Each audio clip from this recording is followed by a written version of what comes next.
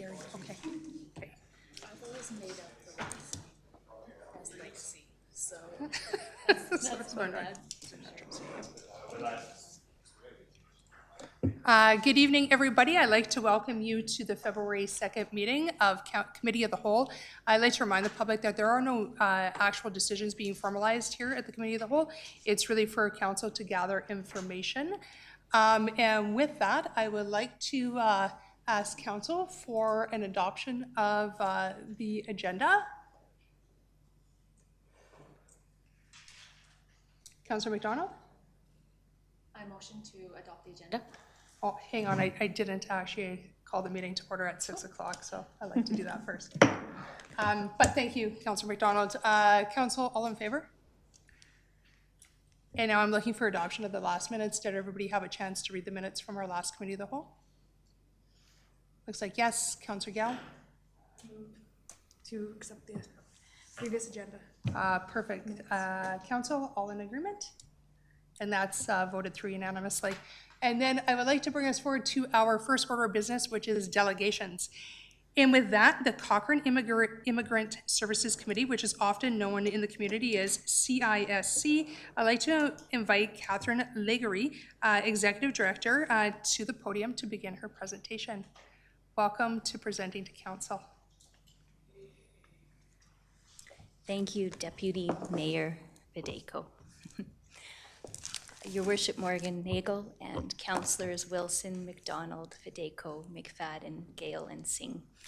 Thank you for this opportunity to present to you tonight the work that Cochrane Immigrant Services does in our community.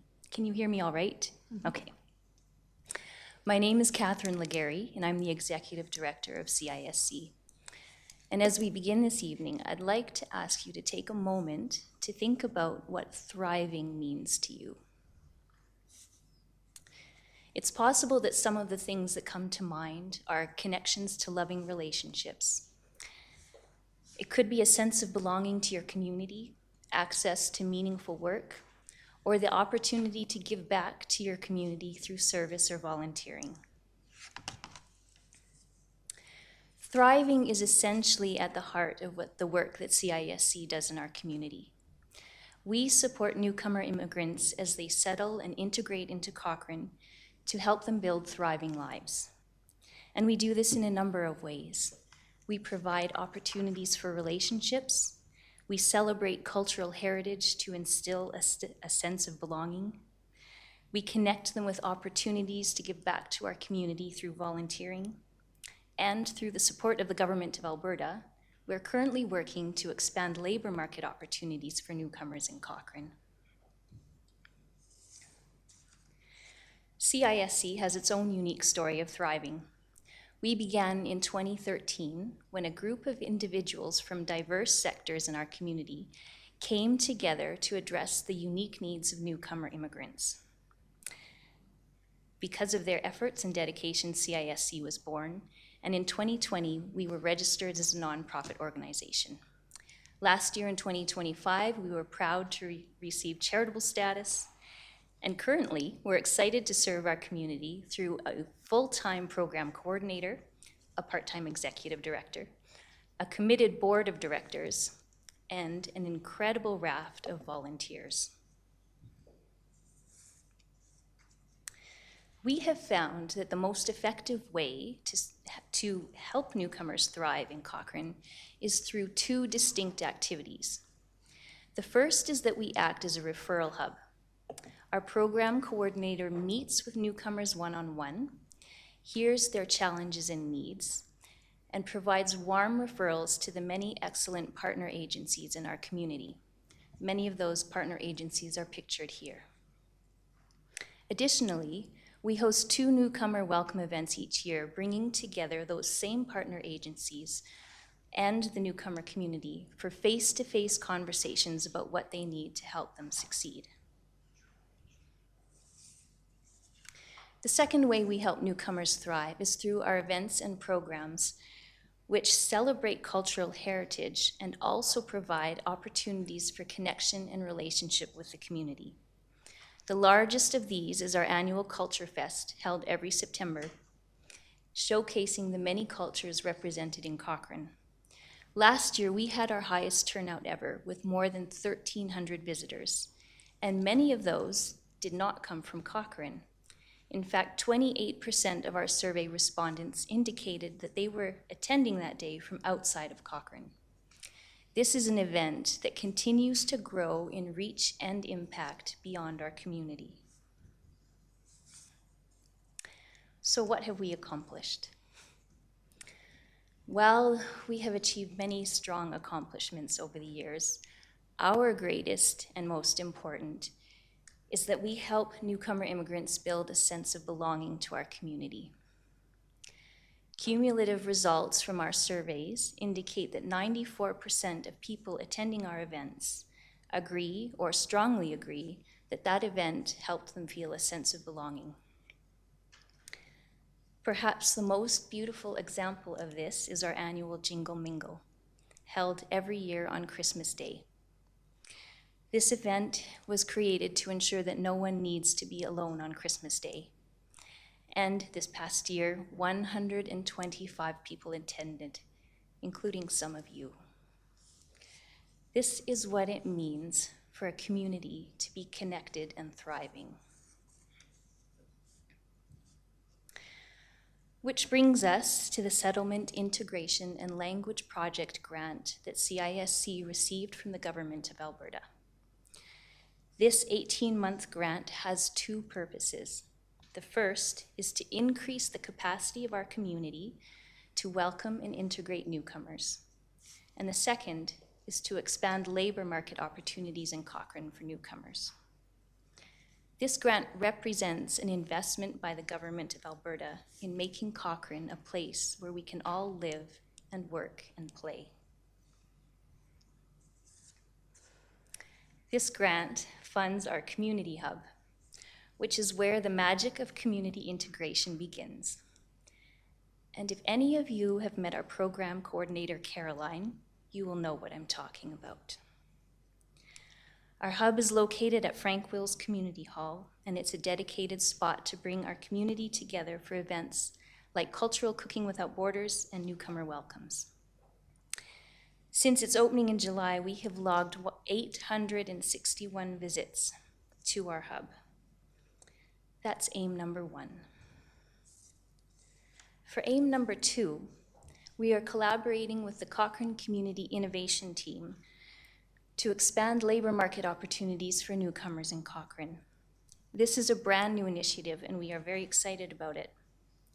No one can argue that part of thriving is being able to live and work in a community where you feel a sense of belonging. To illustrate this, I'd like to share the story of a newcomer entrepreneur who has chosen Cochrane as her home. Anne Lee moved to Cochrane 8 months ago to open 2 businesses, Eunoia Flow Spa and Mathnasium. When I spoke with Anne 2 weeks ago, I asked her why she chose Cochrane when her education and expertise would open any community in the world to her. She answered, she wanted somewhere where she could live and work and enjoy, that she feels like herself here, that people are warm and supportive. She has chosen 2 businesses that she feels can give back to Cochrane in significant ways, through the creation of jobs and the ability to help children reach their full potential. Her Mathnasium Center is the fastest growing new center in Canada. I also asked Anne why she connected with CISC when she arrived. She answered that she has been lucky in finding it easy to integrate into Canada, but she knows that for many it's much more difficult. Her hope is that in her volunteering and in her businesses, she can help open doors for others that have been opened for her. And these are some of the ripple effects of becoming integrated in a community, of finding a place where you can thrive. The whole community benefits. And this is what we're hoping to achieve and to help newcomers achieve through the support of this grant. So what does the future look like for CISC? The reality is that while grants are essential to our operations, they are also a shifting landscape. Our board is seeking to diversify our revenue streams through two potential avenues: corporate and private donations, and creating a social enterprise. This second avenue would have the potential to contribute in new and significant ways to our community. Our vision for the future is to be part of a story of thriving. Thriving for CISC as an organization, thriving for the newcomer immigrants we serve, and thriving for our community as a whole. Thank you.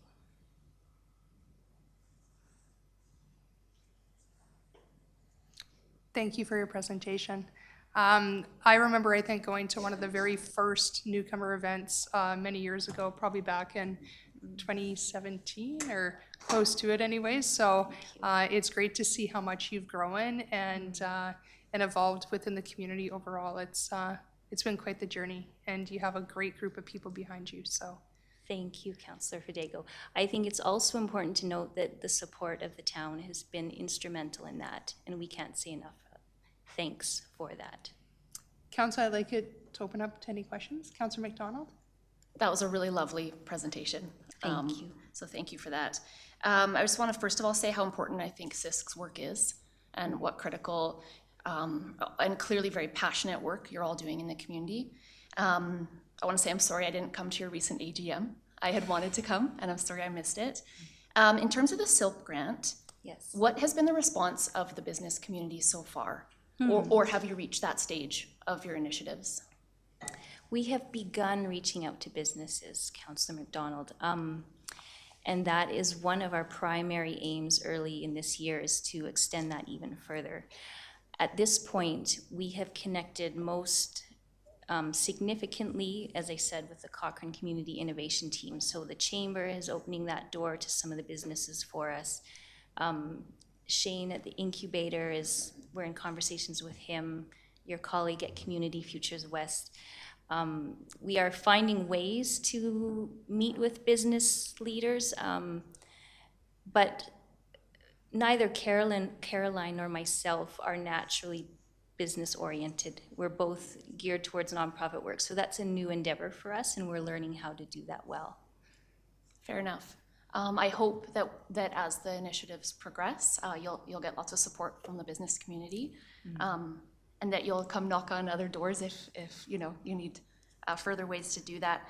My second question to you was, can you tell us more about the social enterprise research that you're doing? Is there anything else to share there? Is there anything else to share there? Well, the idea that we have in mind at this point has grown out of our Cultural Cooking Without Borders monthly program.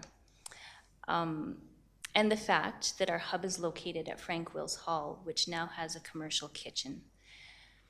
What we would like to do, or what we are considering doing, is develop a program that would have an international food artisan market. So a handful of local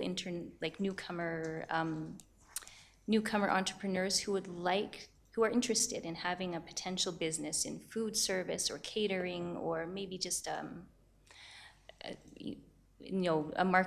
marketplace, would have some cooking time, some space to develop their product in the kitchen, and a designated market day when we would open it up to the public to come and purchase from the various vendors. So that's what we're looking at. Thank See you. where it goes. Thank you. And I didn't mean to put you on the spot. When I think of nonprofits and revenue diversification, which is just, so important and music to our ears, and I hear social enterprise, I get so excited, because I do think that's the way of the future that charities just often should be looking at. So good for you. I will stop taking all the mic time, but thank you again. Such a great presentation, and so great to hear what you're up to. Thank you. Councillor Singh? Thank you for the presentation. I think, thank you for sharing the story of Anne. Myself and Mayor was there for their ribbon cutting, and we still have to go for their massage, I believe, or their spa. But I think it's great to bring that. And today was a great timing because we have our economic development strategy showing up. So I hope that can be integrated into how the newcomer, and you have displayed or showcased the business partners as well, like Community Future West, Innovate, and that integration could be done. I don't have questions, but I just have a few comments that, it's, I know many business owners, entrepreneurs, they choose Cochrane because they feel that Cochrane is a community and they wanted to contribute and work together as a whole. And CSE is playing a great role, so thank you. Yeah. Thank you, Yeah. Paul. Thank you, Councillor Singh. Councillor McFadden? Thank you. Yeah, I mostly just wanted to say thank you and congratulations for the great work that you and the organization have done and your volunteers for years and years and years. And what important work it really is. And I appreciate all of the invites I always get. And for me, they're always memorable because it's always full of joyful people that want to contribute and be part. And it's always food orientated, and it's always very tasty. So I think it's very much in line and in sync with my experience is that your social enterprise would be, food focused. So, and I also agree with Councillor McDonald that, having had not-for-profit experience in my background as well, the importance of diversifying your revenue as much as you can. And certainly we've seen social enterprise successes in our community, and if there's a way to latch on and be more in control of your own future, that's always to the benefit. But mostly I just wanted to say, thank you very much for all the great work that has been done and will be done. So thank you. Thank you.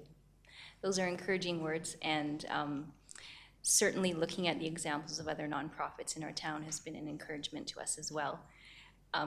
I'm also going to share your connection with food with Caroline because, of course, we have her to thank for the fact that our organization is known for its fantastic food.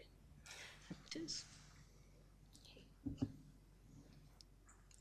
I guess that just leaves me, I do have one comment and one more comment and one question.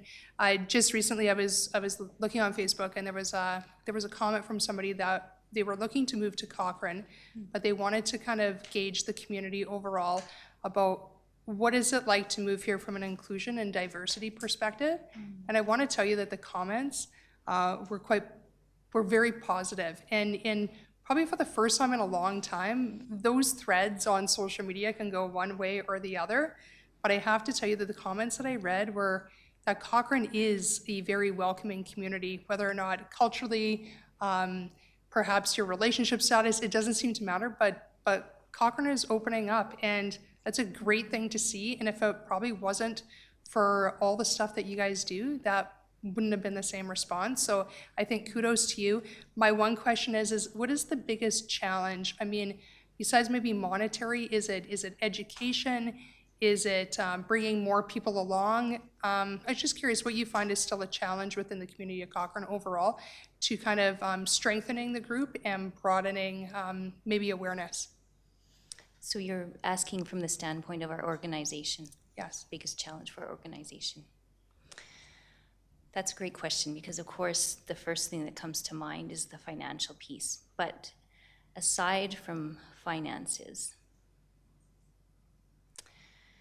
I think it would probably depend which one of us you asked, Councillor Fedeco. From my perspective, I find the polarity around the topic of immigration one of the most challenging things personally. And I really appreciate your comments that you saw positive comments on Facebook around that. It's easy to have a number of experiences around that on Facebook. I would say for our program coordinator, one of the biggest challenges is that there's so much she would love to be able to do, and there's only one of her to go around. And we are learning how to balance that with 1.5 staff. I'm the half, and our amazing board, but who also, have their own full-time jobs, and the wonderful volunteers we have. There's only so much we can do. But. Fair enough. From a financial ask, it probably strengthens your ability to do a whole lot more. It does indeed. Yeah, thank you for that. Councillor Gill, I will go over to you as well. A comment as well. I wanted to thank you for your work in the community, and I wanted to say that I had the opportunity to attend the Jingle Mingle, and I brought my little sister, and it was wonderful. We had a great time, and it's an amazing initiative. So thank you, and thank all the volunteers that helped that, and as well as the businesses that contributed to that as well. It really takes a village, and I really appreciate it. So I look forward to continue. I look forward to seeing what you continue to do, and all the best.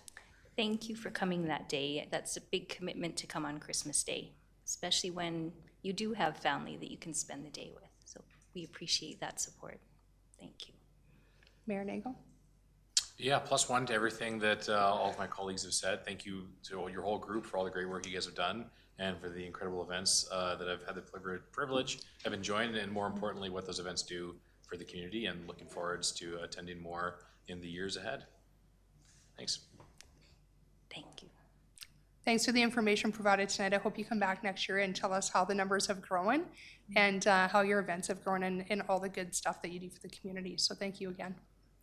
It's my pleasure. Thanks for having us.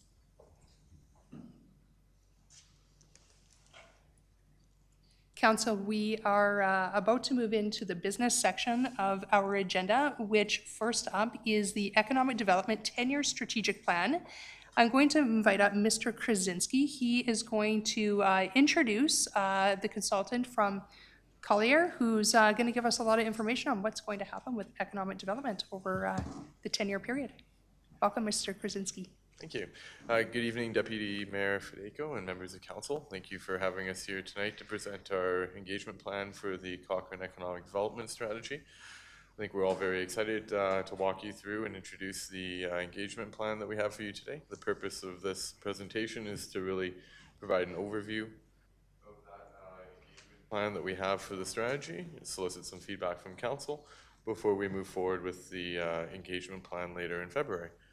So I'm joined today by Nicole Hanna, Manager of Economic Development, as well as Evan Woolley and Marika Vander Linden, who are joining us from Collier's project leaders. I'll hand it over to them for the presentation, and then I'll come back and join the consultants along with Nicole for any questions that you may have following the presentation. Thank you.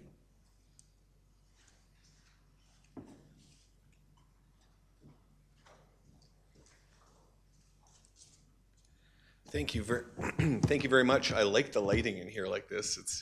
It's nicer than some other council chambers that I sit in where it's very big and bright. I'm just gonna make sure I've got this correct before I go. There, that's great. And bear with me, council, 1 second while I organize myself.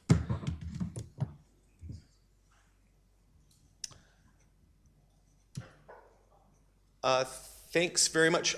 So just for in terms of an agenda, we'll just kind of introduce you to the project, outline the scope of work that we have ahead of ourselves here. Really wanted to get some feedback on our engagement approach, and then just talk about next steps as we develop this this economic strategy. Again, my name is Evan Woolley. I'm a director on the infrastructure advisory team here at Collier's Project Leaders.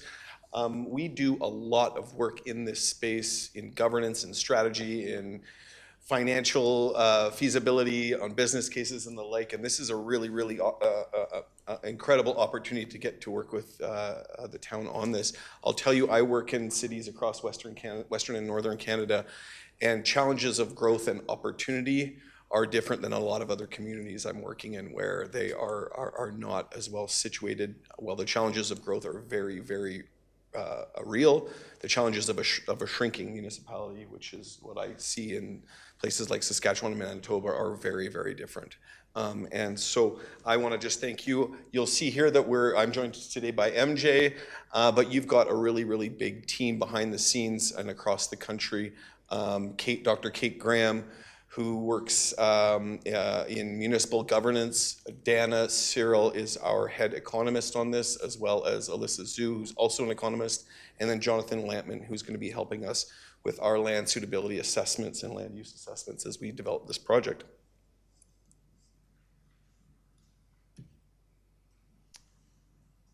So it's no simple task, but our task here is to develop a 10-year economic strategy that aligns with Envision Cochrane 2050.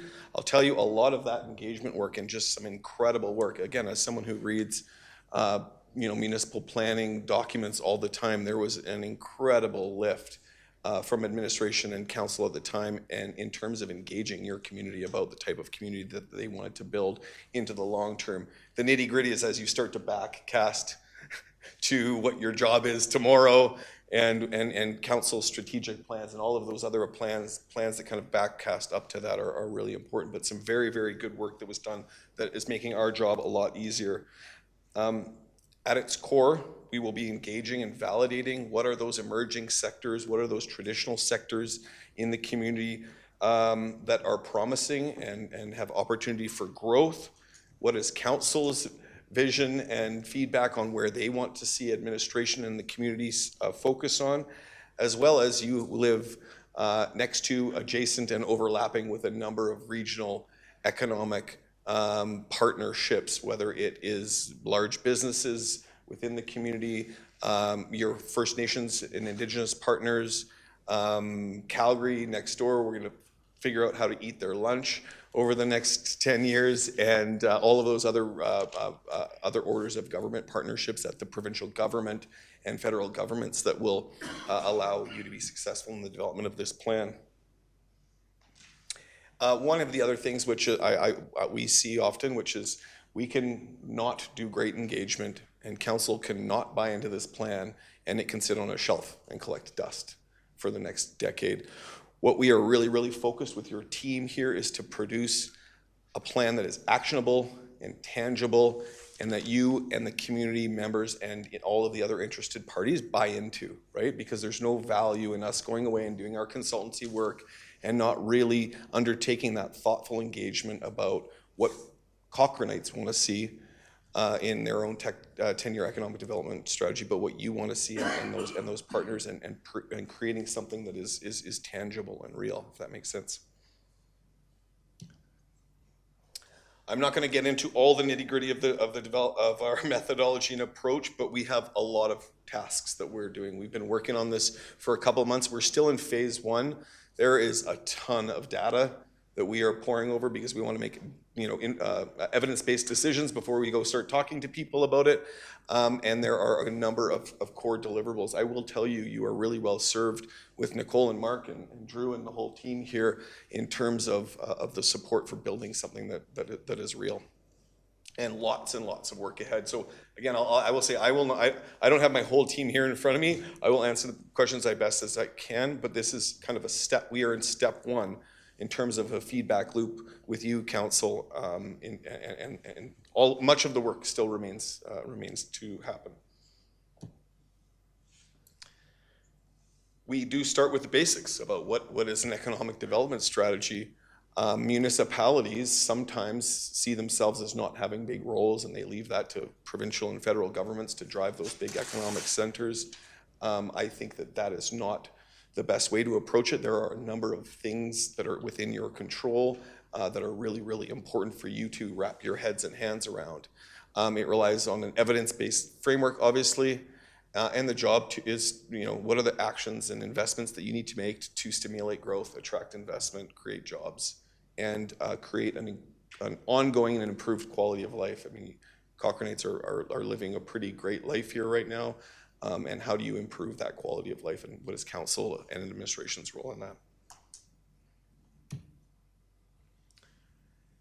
And then again, I kind of briefly touched on it, but how does the economic development strategy fit within the ongoing studies? So you have Envision Cochrane 2050. Council has approved that plan. We will develop this 10-year economic development strategy, and knowing that other pieces, and they're identified within Envision Cochrane, will also come out of it, whether it's tourism or culture or other kind of, medium-term subsector or sub-strategies that you'll want to develop as a subset of this work. And then how do you set budgets, right? How do you build and approve budgets that will prioritize certain components of that economic development strategy as you kind of see it through its success over the next decade?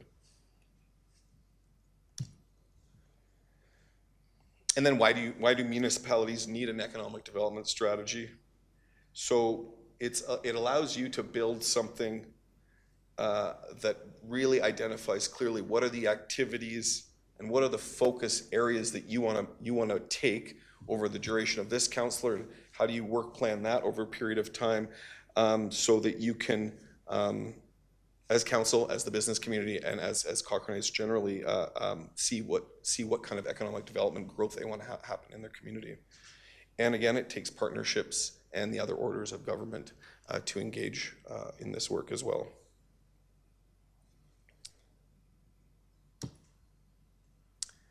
This is kind of our overall engagement purpose and objectives.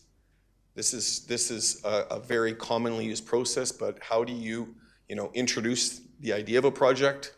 How do you confirm there's a steering committee that has been confirmed? Who are all of the people that need to be involved in the development of this strategy? And then what is your engagement approach? And then how do we execute on that engagement by making sure that we talk to the right people at the right time in the development of this strategy? And then again, being focused on transparency and accountability, and really tracking what people are saying, so that again, we don't come back with a strategy at the end that says, well, hey, wait a minute, that's not what I told you guys. And we've been really, really thoughtful. We've spent a lot of time thinking about this internally. Here's our overall engagement framework. So we've had an STL engagement session. The steering committee has been formed. We have done a ton of interest holder mapping. We are pouring through, again, reams and reams of data, and we have developed that engagement plan that will carry us into the next couple of months. That step 2 is just starting with those listening sessions. We will be reaching out to you individually to get feedback on what you think is important to see in this plan. We are launching a survey, and we'll be doing pop-up engagements throughout the community. And again, that's just, for example, the Cochrane Job Fair and Trade Show. Step 3 is that deliberative strategy development, having those focused group with those sectors, coming back to council for a workshop, and then continuing to engage with the steering committee and SLT. And then finally, what are the pieces that we need to have that in terms of finalizing that strategy, and then the feedback loop with council on that draft strategy, because again, you will be the approvers and owners of this at the back end, right? And so that is really critical. So we're just in that step 2 piece. We've got a ton of different engagement methods that we're using: council sessions, preliminary focus groups, again, that online survey, pop-up engagements, SLT sessions, a series of, I think we're at about 7 focus groups, some strategy building workshops, a big open house in May, and then again, that validation and draft approval processes that we'll be coming back to at the back end of this.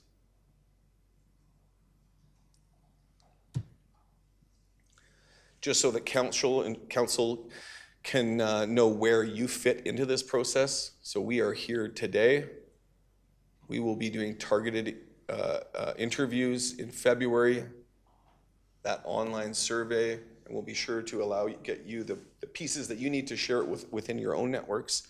For that online survey, the more people that we can engage in that survey, the better, obviously. And then that strategy workshop, and then validating it through the approvals on the back end. And then finally, just a larger kind of focused timeline. So we're in that alignment process and starting that listening session here with you today. Focus groups. The survey will close. We will be pouring through that survey and have a what we heard report. And then that council workshop in April, SLT, that community open house, and then finalizing the strategy work leading up to June of 2026.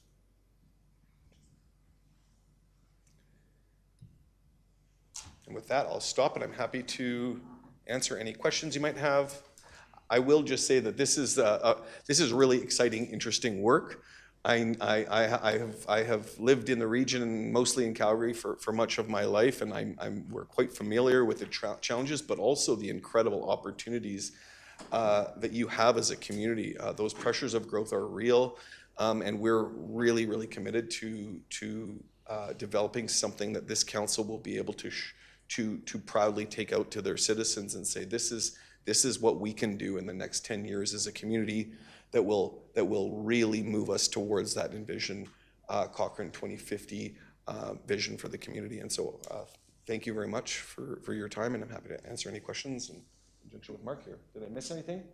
I think you captured it. That's the overview. So really, you had the report a little bit ahead of time as well, members of council and deputy mayor.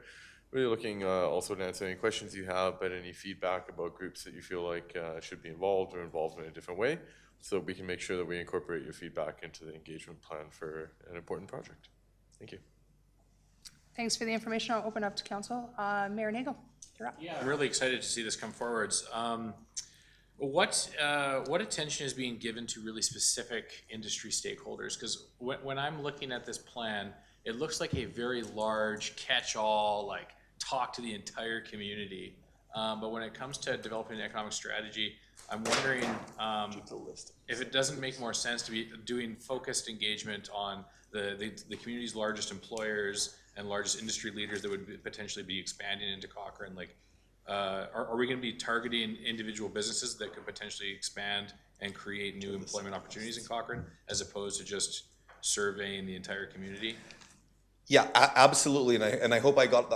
If I didn't get that across enough, these focus groups will be like sector-specific groups, and we've built out 7 of them to date. Large employers is one of them, and I'm sorry, MJ, do you want to let me just see that final list?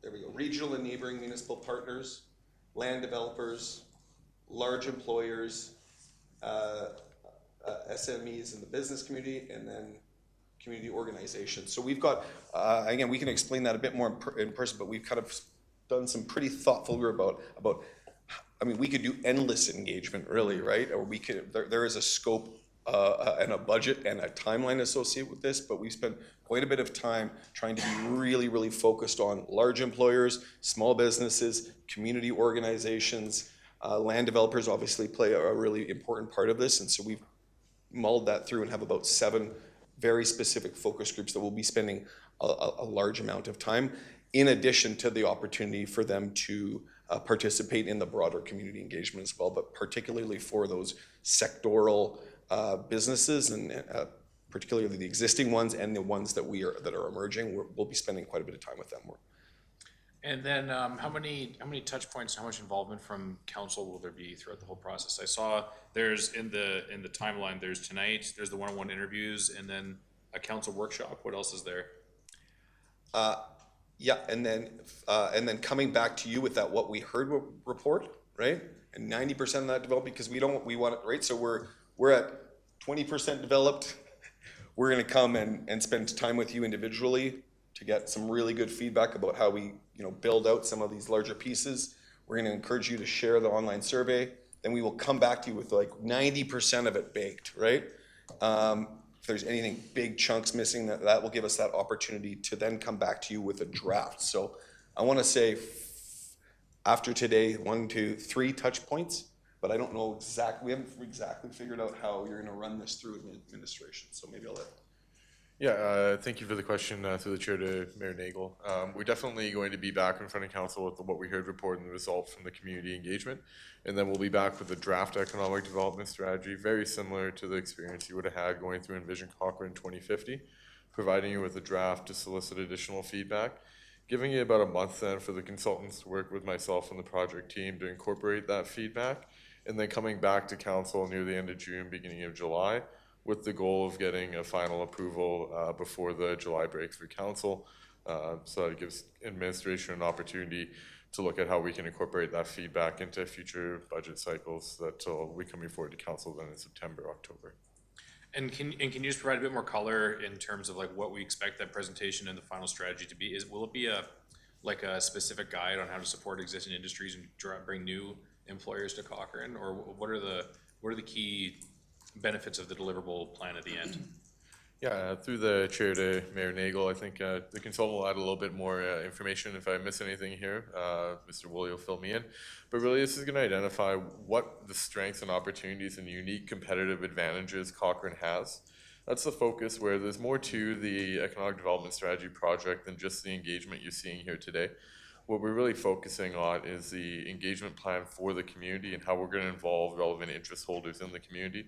That's where, as you heard from Mr. Woolley, referencing components of specific focus groups for large employers, the likes of Garmin, West Fraser, Allspan, Walmart, Osprey, some of the other larger big employers in the community, to understand why did they choose Cochrane, what competitive advantages they see here, what challenges and barriers do they see that we can try and overcome, and what benefits we can augment and amplify.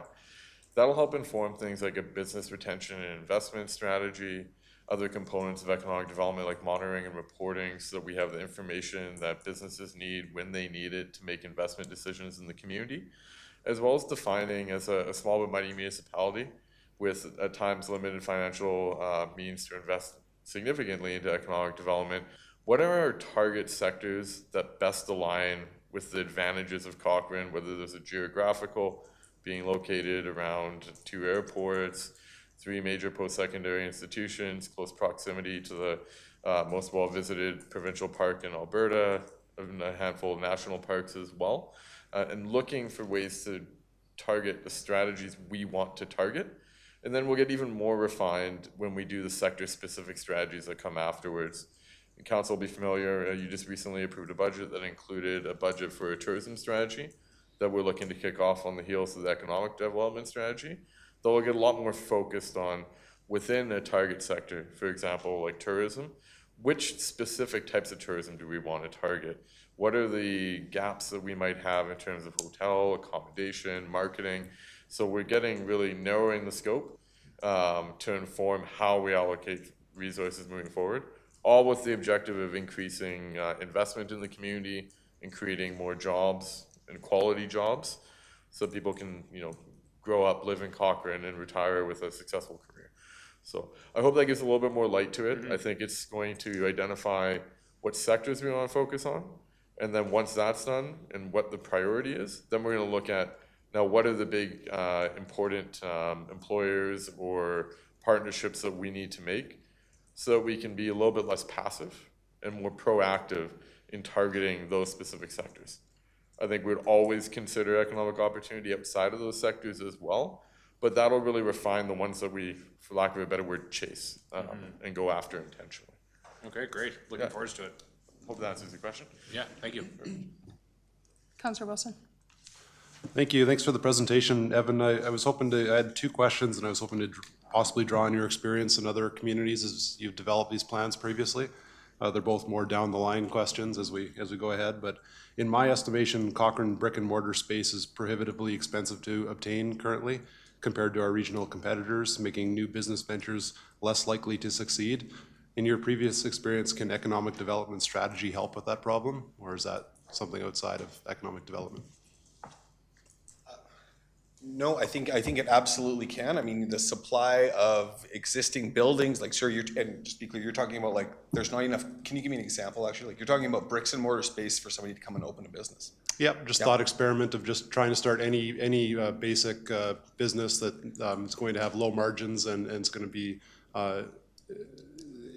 going to struggle if expenses are too high, particularly off the start before revenue starts coming in. So let's consider something like a coffee shop or a bookstore or something.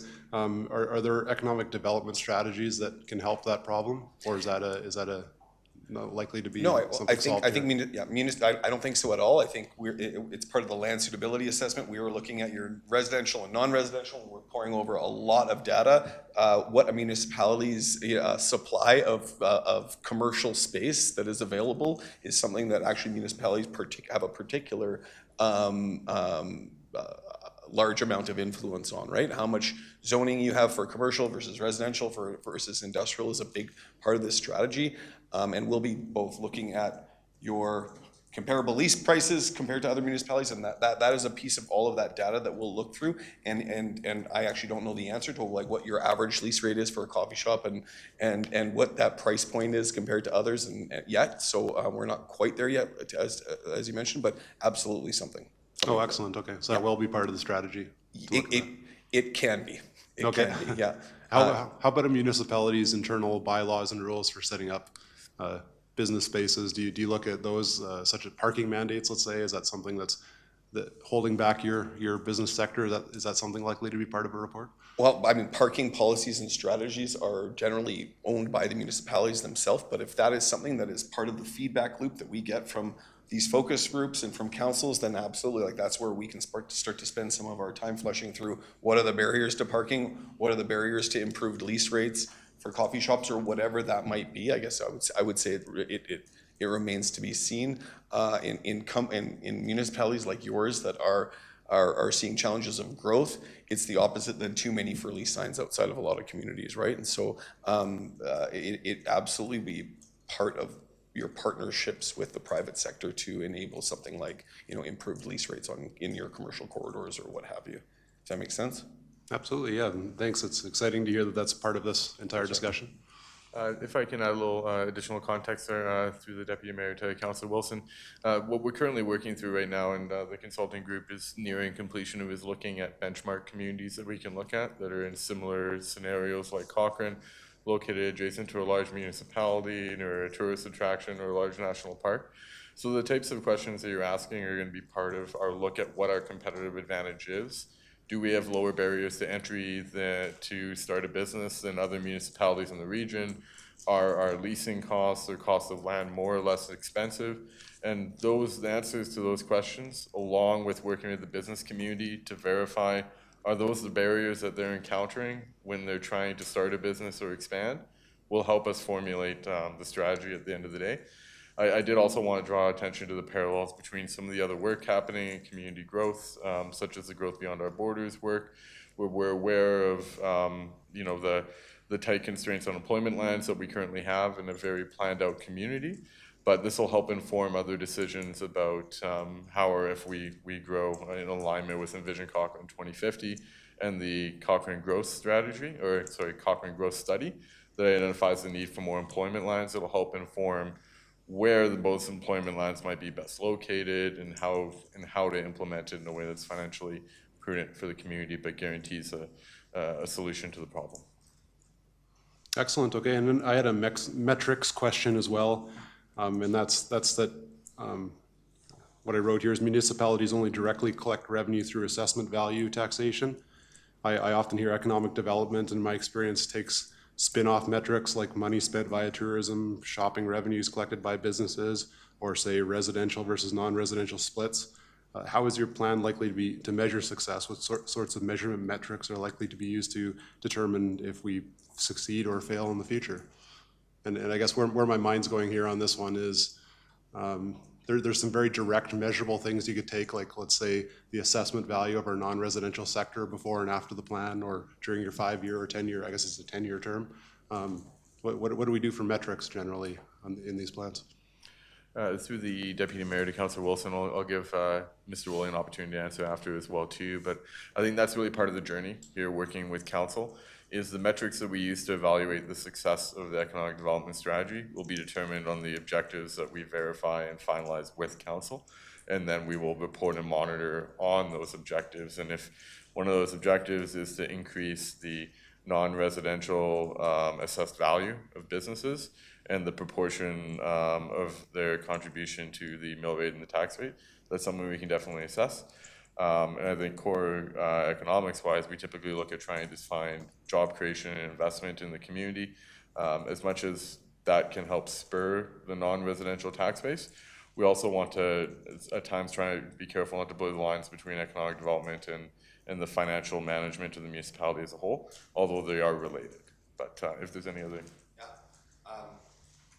I would agree. A lot of your classic measures of economic development are different than the municipal health of your city. That said, I mean, I spent 8 years at the City of Calgary, doing deep work on the spread between non-res and res, and those are big community conversations as well, but there's, if that was one of the metrics to measure against, you hold and have a lot of that data at your fingertips, so. Yep, excellent. I hope that through, I assume what we're doing right now is discussing exactly what our economic strategy wants, what our table wants it to look like. And at this point, I'm just trying to steer us towards some really measurable metrics. Like I was saying about, probably my favorite one would just be the assessed value grow of our non-residential. That's what we're focusing on. And also to point out that not all non-residential is created equal in my estimation. And so just saying that we've grown by, 10% in our assessed values doesn't necessarily mean success. What costs have we taken on to grow that 10%? And so I don't know if you'd be measuring it via space taken up in our physical footprint or some metric like that. But it would just give us an example of, are we actually growing the areas that we're strategically setting out to grow? Or are we just using some other strange financial metrics that can be taken as a success or a failure depending on your viewpoint? I'll ensure in our one-on-one that I come prepared to have that non-res, because they're hugely important. You have a revenue neutral tax calculation. There's oftentimes winners and losers that come out of it. When I was at the city, we lost 16 billion in assessed value in a year, and we spent a lot of time unpacking how you can create value and how do you have a fairness between the res and non-res bases. It's a very important one. So looking forward to it. Excellent, yes. I love that conversation. Thank you. Councillor McFadden. Yeah, thank you very much, Councillor Wilson. Some great questions, much appreciated. I also appreciate what metrics we're going to select to define success. And I understand, of course, what we're seeing tonight is the months-long plan for the engagement, so we can understand what council's looking for out of this plan, and then also what the community as a whole is looking for out of this plan as well. But then, as you can see, we've all been just coming out of budget. We're very much focused on the municipal financial health of these things, and I did appreciate you kind of highlighting that there is a difference between economic development, kind of for the community hall, and separately, what's a value for the municipal's financial health. They are not necessarily one and the same, very closely linked, but not one and the same. And so I think it was in that discussion that a lot of my questions are coming from, the learnings I want to get out of the report at the end of the day. I really want to have a good understanding. I think I don't have a pressing need to understand our residential demand, because if we build it, they will come at this point. I really do want to have a better understanding out of your report of what the demand is for non-residential and what the opportunities there is there to, in this case, support the municipal finances. I'd also like to understand if there's some demand for more post-secondary and what the positives and negatives are there. And I did see in your report looking at tourism, and I'd like to have a better understanding of the positive and negative there. I've been a long supporter of Cochrane Tourism and get excited about it, but I think we also need to be understanding what the costs of those are, the service cost of those, and then how do we offset those costs so that as a community we're making the appropriate choice. And then also to understand the infrastructure cost of any of these potential economic development drivers as such. So from my lens at this point, yeah, I think I'm looking for a lot of understanding of, what are the opportunities, how do we balance off that res, non-res better so that we can keep this an affordable community to live while we continue to provide the services that our residents demand. So I just wanted to share that. Those are kind of my thoughts that you can bake into it. And I saw nodding, so I assume all of those could be delivered upon as we go through the engagement piece. Through the chair to Councillor McFadden, we'd definitely be endeavoring to go through some of that. I just wanted to clarify, some of it will be built upon by the tourism strategy, the sector-specific strategy. Right. We just can't deliver everything in the economic development strategy, but what we're trying to do is think about it as like a rounding in the stone approach of getting it that much closer, and then the tourism strategy will take you that last mile of like what is the cost benefit of tourism and which ones do we want to focus on that might be less cost intensive on a municipality and align better with the municipality's objectives. This will look at in terms of how does tourism as a sector stack up and compare to other sectors, whether that's, you mentioned, post-secondary and maybe research as an option. And another opportunity we heard from garments and wearable devices and technology is another sector. Things like logistics and storage and warehousing being obviously another sector, but really looking at those and seeing which ones Cochrane is best suited for and which provide the greatest advantage. And that'll help order and provide a lens for council of which ones have the greatest opportunity, likely the highest likelihood of the greatest return on investment.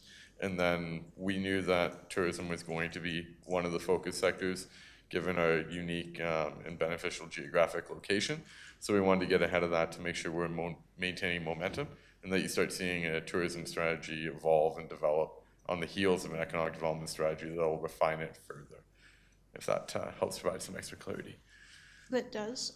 So that this is the timeline for the community engagement. Correct. Refresh me, what's the final timeline for the deliverable of the report itself? The report, the draft is intended to come back to council in May, with it finalized into June, early July, before council break. Nice. For the summer. That is good to hear. And just some last points. I don't remember the different groups you were talking as stakeholders to engagement. I would just maybe like to make sure we connect with the chamber, of course. I'm sure it was on the list, but Correct. I didn't see it.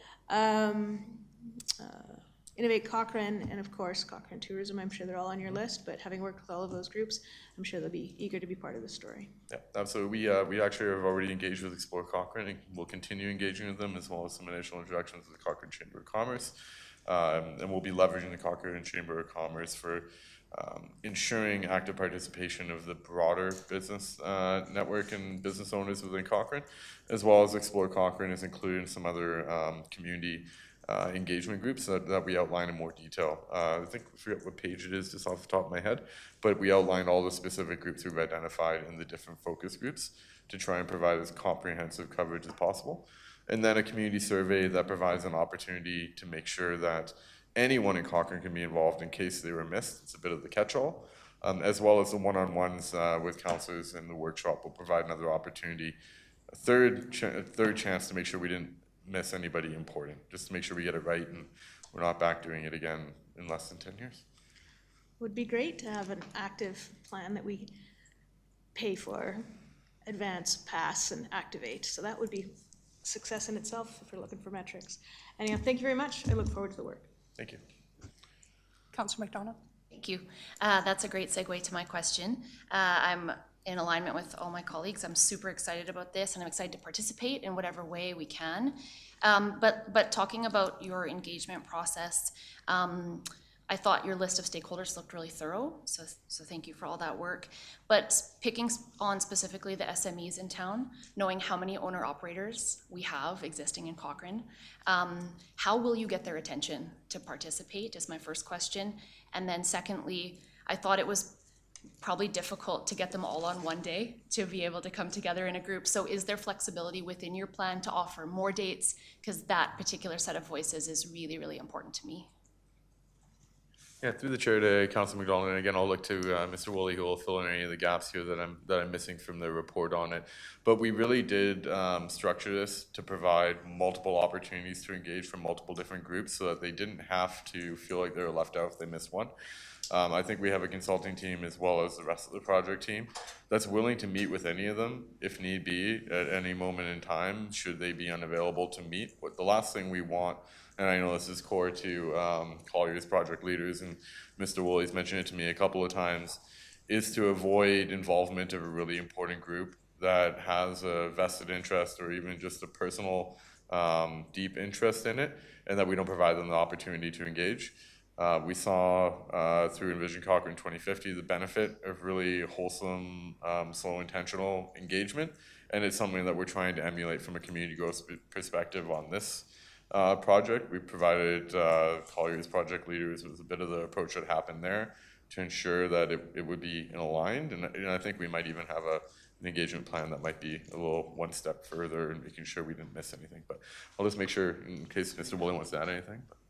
No, I think Okay, perfect. Yeah, I think that particular group of owners and founders will have so much to say about barriers that they're facing in Cochrane's business growth and development. So I want to just make sure they have ample opportunity to participate. But I'm excited to see what happens next. Thank you. Mayor Nagel? Sorry, just some clarification on a comment I just heard. Did you say that we are not allowing groups that have something explicitly to gain from participating in the process? What was that comment about? Oh, no, Sorry. through the chair to Mayor Nagel, that we allow everybody to be involved, whether it is something very important that is core to their business, or even if they just have a personal interest. We want to make sure that anybody who has a passion and interest in being involved has that opportunity. Okay, great. Yeah, I just didn't hear the whole thing. That's okay. So a question I have, I'm trying to think about how to communicate this to the public to make sure that the public's really engaged and excited about all this. I think one of the most useful communication things we can do is point to examples where a plan like this has been put together by a community, and then after the plan was created, resulted in like some actual material success in terms of growth of an industry or attraction of a new employer. Do you have any particular examples of where this type of process has worked out very well? And if we don't have that answer tonight, can we think about it? Yeah, and I'll hand it over to Mr. Woolley, because in the RFP process, that's one of the questions that we look at in assessing and selecting our successful proponent to lead a project and engagement such as this, is the work that they've done in other communities and the benefit that it's had. And we've had a couple specific questions about that in the vetting. So I don't want to speak on behalf of Colliers Project Leaders Projects, but I think they'll have a few examples you can have. Yeah, I off the top of my head on Monday night at this time, but Dr. Kate Graham, who has like built her 30-year career, she actually has a PhD in municipal engagement, and she practices public and community engagement on this kind of thing all across the country. We'll be making sure both in our benchmarking as well as in our engagement around the engagement, showing people examples of things that we can get, that they can think about, and prompting them in terms of like what are some of the specific things that other municipalities are doing to drive their economic strategies. I can tell you one of the ones that's like a hot ticket right now, that is much more tactical than, and in fact I think it actually speaks to the need for broader, more intensive economic development strategies. Was we are getting hired all the time to go and develop residential tax incentive programs in municipalities all over Western Canada. And generally my advice to them, and depending on the size and scale of the community, a lot of them are smaller communities, and so they just don't have the robust economic force that a town like Cochrane has, which is a singular tactic like a residential incentive program or even a non-res incentive program, is that it's not cohesive in its broadness, and we can go and help you build one, and you don't pay property taxes for some length of time, and they work intermittently in some communities, but and they don't in many, but that's kind of a very specific tactical example of what some communities are trying to do on the ground right now without the frame of a larger economic development strategy. But communities are doing neat stuff all over the country. So just in the next month or so, I'd like to personally try and identify a municipality that's been really successful in finding an industry that they wanted to support, and then actually went out and did some work that resulted in that positively. Because I'm just thinking about how we can communicate to the public about why they should care and be excited about this plan, so we can point to an example and say, hey, when it was done in this community, it wasn't just a PDF that sat in somebody's inbox, it actually resulted in this great economic opportunity. Yeah. And that's where I hope we can get soon. Yeah, and through the chair to Mayor Nagel, we'll definitely look into that for you. I think some of the high-level successes too. The city of North Vancouver has some good successes in this area, as well as I believe the city of Oshawa had a good one recently as well too. But this will definitely help us when we decide things like our focus sectors, and then it might be focusing on technology and choosing, do we try and target participation in technology conferences like South by Southwest in order to increase the awareness of a community like Cochrane? But we'll definitely look into that and bring back some success stories about how it's helped accomplish the objectives of the municipality that's supporting. So, perfect. Thank you. You're welcome. Councillor Gill? I just have a question about, or clarification on the small, medium businesses. Engagement-wise, is there a metric used, or how are you going to determine what small businesses and what medium businesses are actually engaged with? And I'm wondering, roughly how many are in this focus group, and if is it going to include minor and major businesses in terms of like our licenses and how they work, home-based, et cetera. Just some more, just looking for some more information on who and what qualifies as small and medium business to be a part of it. And even if they're not a part of a focus group, is there going to be an opportunity for them to still maybe participate in a poll or a survey? Yeah, through the chair to Councillor Gale. And that's part of what we're hoping to accomplish with this engagement approach, is that if they're not able to make the focus group for the small, medium-sized businesses, then they're going to be able to still participate in the community-wide survey. They'll be able to reach out to the councillor and express an interest to provide feedback, but providing multiple opportunities and avenues to engage in the way that a business owner would want to be engaged based on their unique schedules. In terms of, we'll look for standard definitions of small, medium-sized enterprises, and of course we have some that are, sole proprietors that are almost more of a self-employed than a small business that's, employing members of our community and generating additional investment. But those are some of the definitions that I think will come out as we advance through the engagement plan and develop and finalize the final survey. So there'll be some questions, I imagine, at the focus group around participants of what size of business the individuals that are participating, what's the size of your business, and a few other high-level questions.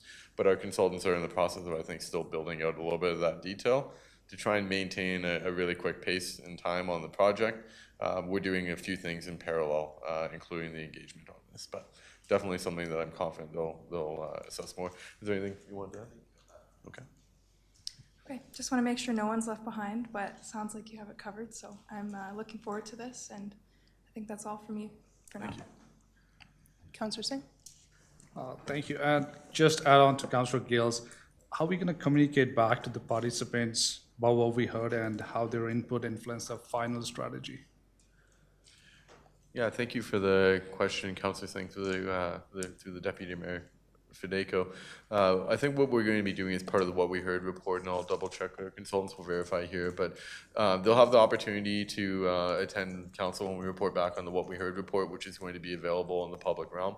And as I mentioned, in terms of groups that are looking for more direct involvement, we're always going to be ready to listen. So if there's things that they missed through the presentation of the What We Heard report that they want accentuated, they can always reach out to the project team.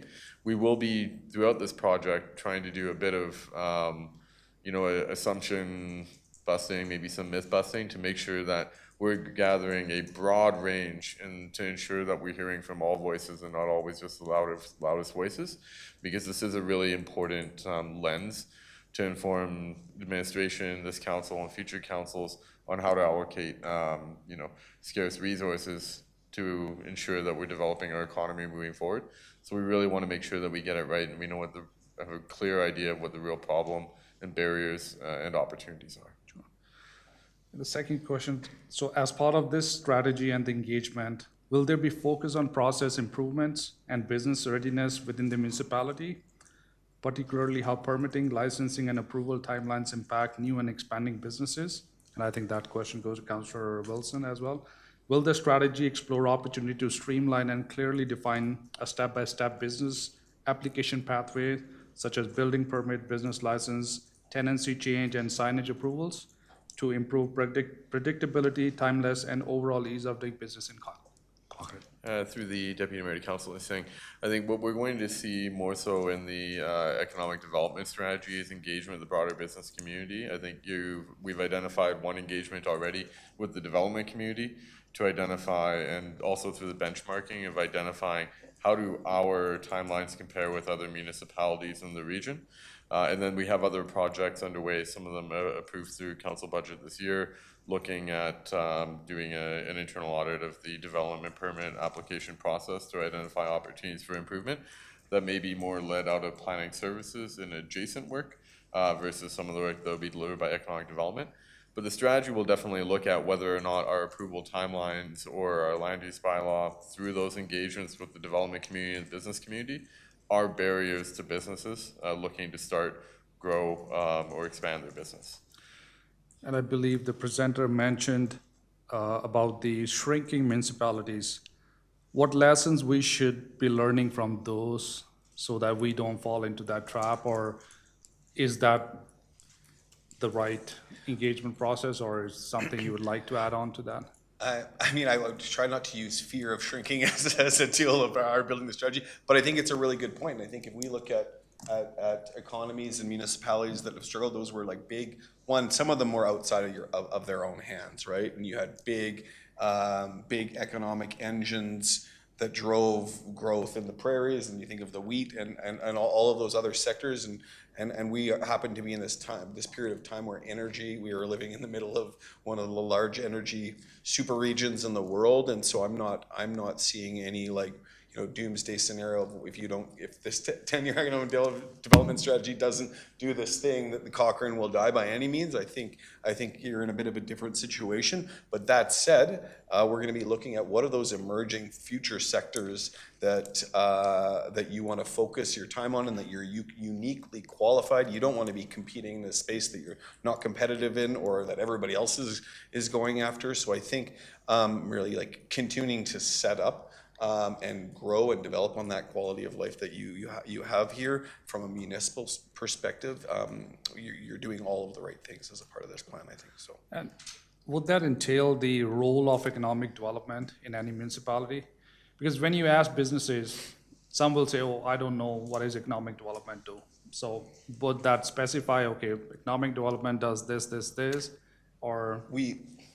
We talked a lot about that. We know that there are specific roles that the municipality plays, and we know that the provincial government has large quantums of investment opportunity. There's bigger in their order and the powers that they have to drive larger provincial growth, but that absolutely municipalities can play and do have a very unique role in a lot of the work that you have to do as a municipality to continue to attract people who want to live here. And I think that piece of Councillor made a comment that and you see it in a lot of bedroom communities. Well, listen, we just need to keep on providing opportunity to build residential, and we're just laughing. And that actually can come and has been shown to really bite you in the butt when people start demanding to want to work closer to Cochrane, and your residential tax rate starts to have to carry a disproportionate burden of what it takes to maintain and grow your municipal infrastructure here. But I'll let Mark hop in. To the Deputy Mayor, to Councillor Singh, one of the components and the intents behind the economic development strategy is to provide additional clarity about the core services of economic development to reduce any ambiguity. I think about things like supporting business support, and within that realm, things that we currently do, things like the incubator, Partners of Community Future Center West for the Smart Start program, to help businesses start a business, grow and expand and scale their business by providing them that opportunity that other municipalities of our size don't necessarily always have available to their businesses. But then defining what those other pillars of economic development are, as I've spoken with Nicole and the project team about, which might be business retention and attraction, which relies on identifying what our target sectors are, so we can be proactive in pursuing the types of industries we would like to see, which I think relates back to the other component of shrinking municipalities may have become too tied to one particular industry, that then the global macroeconomics, which we're not able to really control as a small municipality, they shift, and you end up with a community that loses a large portion of their employment. So looking at sustainability and having a mix of sectors, so one moving doesn't disproportionately impact employment and economic opportunity in a community, are things that we'll look at as we go through this project, as well as what the relationships and roles are between economic development administration and some of our nonprofit business advocacy organizations in the community. Yeah, thank you. I'm looking forward to this stuff next time. Thank you. Thank you. I guess that just leaves me. I probably have a lot of overlapping comments, but the one thing that I wanted to point out that I don't see here about around the roundtable community leaders is a historic downtown district. I think that that's a very valuable group to be able to engage with, because we always talk about how do we keep the heart in Cochrane, and if it's not within our historic downtown, I don't know what group probably speaks more. And also on that conversation is whether or not, perhaps a BRZ or conversation around what that looks like, not only with the historic downtown, but any other, zones that might be established in the future.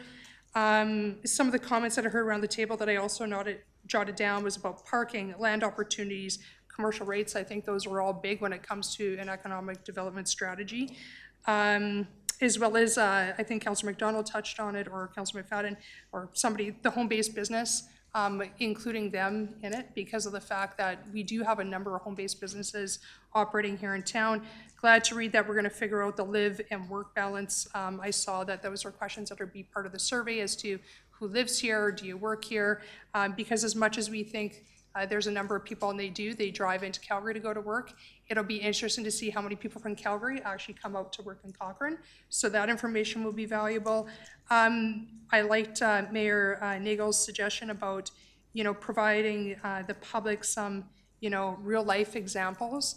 And I don't know if you thought about this, but when I look at this breakdown, step 1, step 2, step 3, and it gets to that online survey, is there any thought to push the online survey a little further down? I personally feel as council, the public is inundated with online surveys, and if it's not the housing assessment, and I'm not picking on any one of these, if it's not budget, housing assessment, now it's economic development, I don't even know how many people are actually going to actually fill out the survey. It becomes one of many. And without backing it up with some tangible examples of why this is important to fill out the survey, I feel like we're going to pump out, hey, please fill out our survey. And to the general public, I don't know why they're going to care. And that's not a slag on anybody. It's just in how I kind of read the public. And then the other thing is looking at what have we done in the past. We've created some different initiatives. I mean, there was the Cochrane Dollars. We've had, obviously different campaigns during Christmas. Can we take a look at what we have done in the past and the metrics of like, how have these actually been successful, right? Because the last thing we need to do is recreate a plan that we've already done that we've determined hasn't really brought us any benefit, or maybe it has and we just don't know it. So understanding the metrics of actually what we're bringing. But yeah, that's kind of my comments right now. I'm excited to see where this lands. I think that around the table, we're all going to identify that it's going to be a land issue, it's going to be a cost issue, and then it's going to be like, how do you move it forward to really entice this to be a place where business wants to set up, right? And understanding what the positives and the negatives are, I think is going to be the important outcome we're all looking forward to see. Mayor Nagel, if you don't have any other comments. I was just going to say, I'm really happy to hear the feedback you provided, and I think a lot of it is why it makes an economic development strategy so important to do right now, because the area is so complex. How do we focus our limited capacity and attention onto the things that have the greatest impact? So I appreciate a lot of your comments. Business impact areas is something that we've been looking at as well in business redevelopment zones. This will help us identify how do we enable that to happen. Unfortunately, we're not allowed to be involved in setting them up as a municipality, but how do we help support it? And then I just want to give Councilor Woolley, old habit. My apologies. So I worked at the city before, and it's an old habit. Mr. Woolley, an opportunity to respond to the survey question, but I did want to give you assurance that we've been working with our internal communications group as well, and soliciting their feedback to ensure that we're not overwhelming the public. But that is something that I'm hoping we can overcome by creating making that survey open for a longer period of time, and through some consistent promotions throughout it, so that it isn't a very narrow, short period of time and they lose the opportunity, that there will be a continued opportunity. But I think Mr. Woolley wanted to speak to it a little more. I think you bring up a great point. I think like actually in across a lot of communities, people are over-engaged, and we have a budget for engagement as a part of this work that we're doing, and we know that we need to provide an opportunity for everybody to engage. And the survey is an opportunity for those. And so while we might be disappointed in the percentage of Cochranites that respond, the ones that did are going to write us thoughtful, engaged things because they care about economic development strategy. But When you think about, me with two kids in school at home, and I'm like gonna go do the 30-minute form at the end of the day, I think that's a reasonable concern for you to have. I think where we weighted our engagement focus was on these focus groups, was on council. You guys have, in my understanding of what everybody's interests are, you guys have just been elected. You went engaged with a ton of Cochranites through your process, and that actually most or not, if not all of you, in terms of me asking, well, what do they think? You guys are quite engaged in this, right? And so you just went through a very large engagement process, and so we're gonna spend extra time with you. We're gonna spend extra time on those sectors, and we're still gonna provide that opportunity for all Cochranites to engage. But again, remembering you just went through your Envision 2050 process, which was deep and robust, and it was this like kind of free platform of work that we get to influence this. Which is why if we were doing this process, 2 or 3 years down the road, that work that you've just done as a part of Envision 2050 would be less valuable. And so we're relying heavily on all of that good work to date, and I think it's providing some good value in terms of that engagement. Does that make sense? Yeah, absolutely. And certainly, I don't want to slag, like, obviously a survey idea, because I understand it's kind of the quick and dirty to be able to get some information back. But, Yeah. Definitely engaging people in other ways, and it's your pop-up events, and maybe it's overlapping if like Mr. Krasinski said, over a timeline, if it's a longer open timeline, that you can do pop-up events during that time, just to be able to also raise the excitement, I think, out in the community, so that it's not just, yeah, it's one more thing hitting their inbox. Rural cafe style, or whatever kind of, different engagement opportunities that we can do with stakeholders, I think would be extremely valuable, because I think, although whether or not you're a small business or you're a large industry-based business, some of those challenges that exist across the board, and some of the wins actually might be more similar than what we already know of. So I think it'd be valuable. Anyways. Super helpful. Sorry to Thank cut you off And there everything and else that you jump had said, ahead. we have been mulling as a team internally for the past couple of months, so you're all on point there. Yeah, thank you. Mayor Nagle. Firstly, wanted to acknowledge that I totally understand Councillor Fadeko's survey saturation problem we might be experiencing in Cochrane. But similar to your comments, I think when it comes to economic development, really the industry expert opinion is probably more valuable in this. On things like recreation, education, that like the entire community engages with, it's more, I think, important to make sure we get a really broad coverage of survey respondents. But in economic development, it's probably really your business leaders and business owners that are most relevant, which makes up like less than 10% of the population. And the survey will exist to give everybody who wants an opportunity to engage will have that opportunity.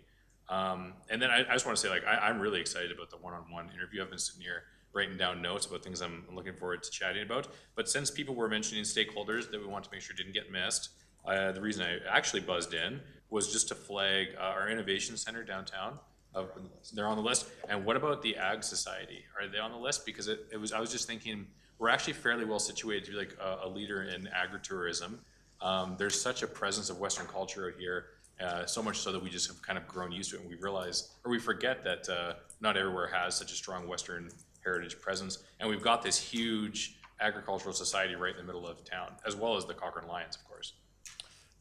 Through the chair to Mayor Nagle, yes, they are going to be engaged throughout this, and because we have some so the creative economy components of it too, as well as can be opportunities for partnerships with the post-secondaries, and being where we're located in the history of Cochrane and ranching, it's definitely something that we want to make sure that we're connecting with the agricultural society as well. Yeah. Thank you. Thank you. Well, it looks like that might exhaust the questions from our side. Mr. Krasinski, and did you get all the information that you need from your side to continue forward? Yeah, to the Deputy Mayor, I think this has been extremely helpful. I appreciate all the time you spent with us. I mean, we're hoping to be a little bit more expedient with you in the future, but thank you so much. We really appreciate the comments and the feedback. Perfect. I think we're all looking forward to the one-on-ones, so we'll look forward to having those set up for us. Thank you. Council, before we go on to the next item, do we want to take a quick short break, maybe 5 minutes? And then we'll be back after that.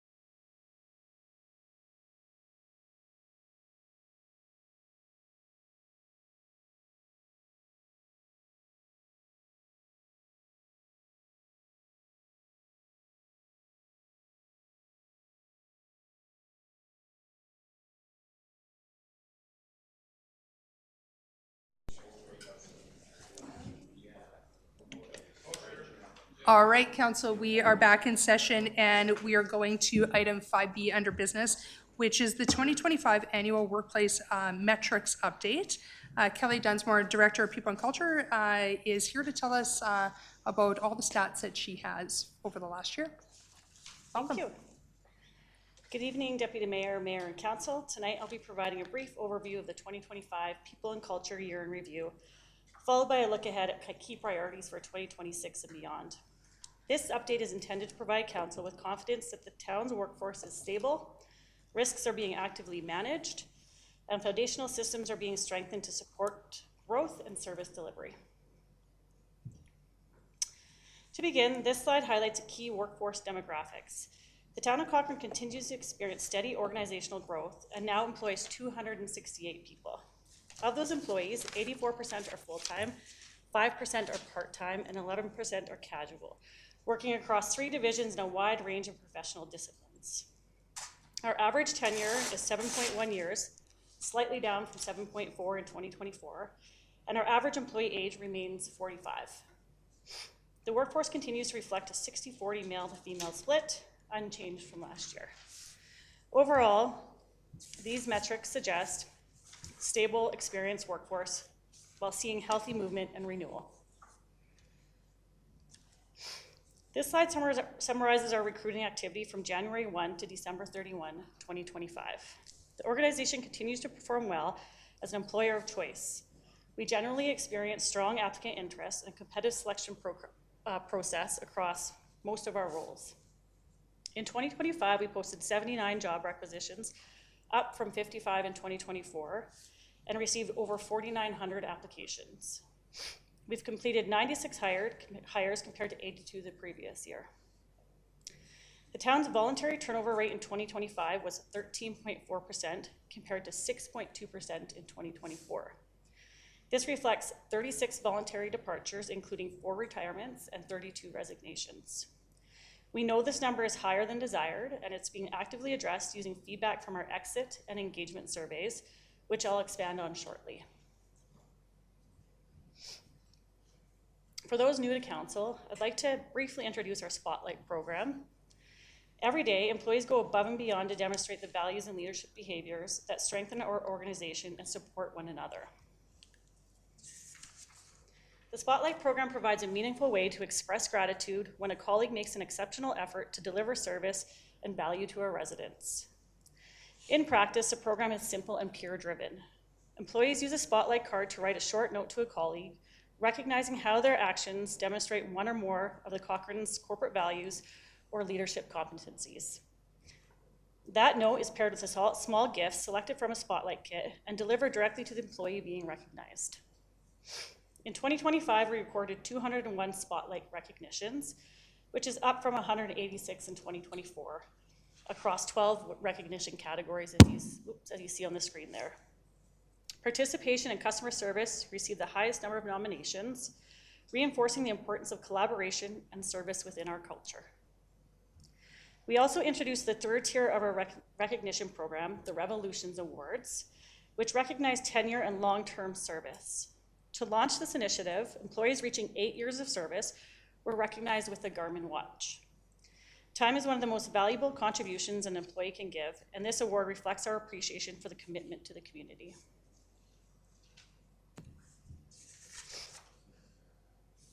In 2025, we continued administering our new hire survey at the 90-day mark to reassess recruitment effectiveness, engagement, and early tenure experience. The top 3 reasons new employees apply for and accepted roles at the town were location, nature of the work, and career progression opportunities. When asked whether they would recommend the town as a great place to work, our employee experience score decreased from 66.67 in 2024 to 58.62 in 2025.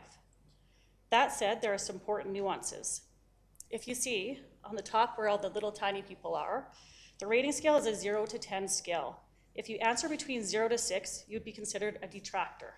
7 to 8 is passive, or 9 to 10 a supporter. So a bit unique in that scale. With that in mind, our detractors decreased from 11 to 7%, while passive and neutral responses increased from 11 to 28%, and supporters decreased from 78 to 66%. This suggests an opportunity to strengthen the early employee experience and convert passive employees into supporters.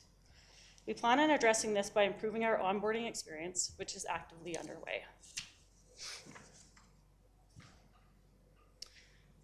Looking at engagement levels again in the first 90 days, 79% of new hires reported being engaged, 17% almost engaged, and 3% indifferent, with 0% being disengaged. While this is a shift from 2024, where 100% of respondents were reported being engaged, our results remain above the McLean & Company benchmark for company engagement, which is a positive indicator. In 2025, the town completed a full employee engagement survey that was distributed to all town employees. This survey is completed every 3 years. Following the survey, I met directly with departments to review the results and better understand the feedback behind the data. Across the organization, consistent themes emerged around leadership, trust, internal communication, collaboration, growth and development, and the capacity pressures associated with a growing community. The good news is that we have already begun acting on many of the ideas and opportunities raised by the employees, and we'll be clearly connecting what we hear through the engagement process with what we are doing in response. Midway through 2025, we introduced an exit survey for employees voluntarily leaving the organization. The survey was sent to 18 employees, with 10 responses received. The chart on the screen reflects the percentage of respondents ranking factors as their first, second, or third reason for leaving the organization. Personal factors were the most frequently ranked reason for departure, followed by compensation as the second highest factor. While personal factors are largely outside the town's control, compensation is an area we are actively addressing through the implementation of a new compensation model. Over time, our existing compensation structure has created limitations within the salary grid, resulting in many employees reaching a point where progression was no longer available. This lack of movement has been a contributing factor to turnover and is a key issue the new model is designed to correct. The top factors identified as moderate concerns for employee departures included salary progression, career advancement opportunities, base pay, and trust in executive leadership. We are actively responding to these themes through the compensation review as mentioned on the previous slide, and by the new executive leadership team strengthening trust through intentional communication, increased visibility, collaboration, and meaningful connection with employees. Shifting gears here a bit to the health and safety team. In Q4 of 2025, the town underwent an external health and safety core maintenance audit conducted by an AMSA certified auditor. The audit included employee interviews, site inspections, and a comprehensive review of the health and safety documentation. It identified areas of strong compliance and opportunities for improvement. Action items are being prioritized in high, medium, and low risk, with a multi-year improvement plan planned for 2026 and 2027, aligned with the approved staffing enhancements that we already have. In 2025, the town recorded 57 reported incidents, with 52 investigations completed, demonstrating a strong safety reporting culture and effective management oversight. This level of follow-through reduces legal and regulatory risk by ensuring hazards are identified, investigated, and addressed in a timely manner.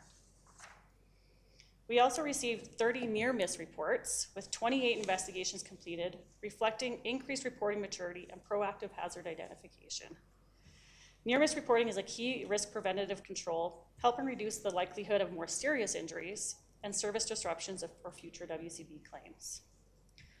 Additionally, 24 safety concerns, 4 public incidents, and 21 contractor reported incidents were documented and addressed. A total of 26 formal worksite inspections were completed, ensuring every town facility was inspected twice during the year. These inspections support compliance with legislation and help manage operational and reputational risk across town operations. The town recorded 7 lost time WCB claims and 1 medical aid claim. Of the 7 employees who lost time, 6 have returned to work, 4 of whom require temporary, modified, or light duty accommodations. These outcomes demonstrate a strong return to work practice to help manage WCB exposure, reduce claim duration and costs, and support operations by enabling employees to return to productive work safely and earlier where appropriate.